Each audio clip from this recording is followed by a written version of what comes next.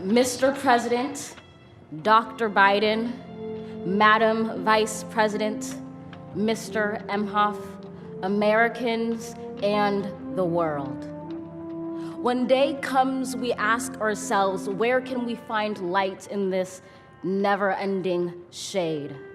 The loss we carry, a sea we must wade. We've braved the belly of the beast. We've learned that quiet isn't always peace, and the norms and notions of what just is isn't always just is. And yet the dawn is ours before we knew it. Somehow we do it. Somehow we've weathered and witnessed a nation that isn't broken, but simply unfinished. We, the successors of a country and a time where a skinny black girl descended from slaves and raised by a single mother can dream of becoming president, only to find herself reciting for one. And yes, we are far from polished, far from pristine, but that doesn't mean we are striving to form a union that is perfect.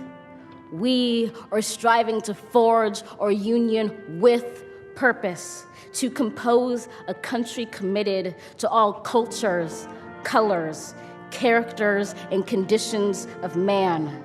And so we lift our gazes not to what stands between us, but what stands before us. We close the divide because we know to put our future first, we must first put our differences aside. We lay down our arms so we can reach out our arms to one another. We seek harm to none and harmony for all. Let the globe, if nothing else, say this is true.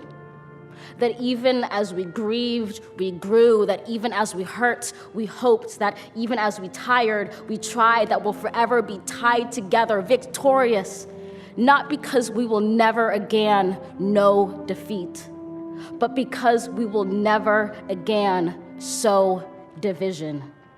Scripture tells us to envision that everyone shall sit under their own vine and fig tree, and no one shall make them afraid.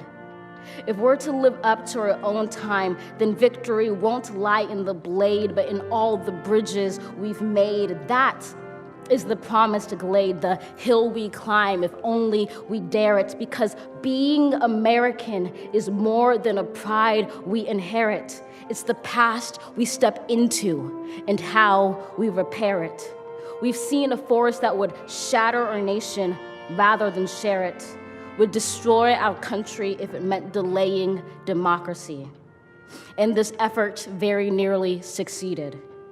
But while democracy can be periodically delayed, it can never be permanently defeated.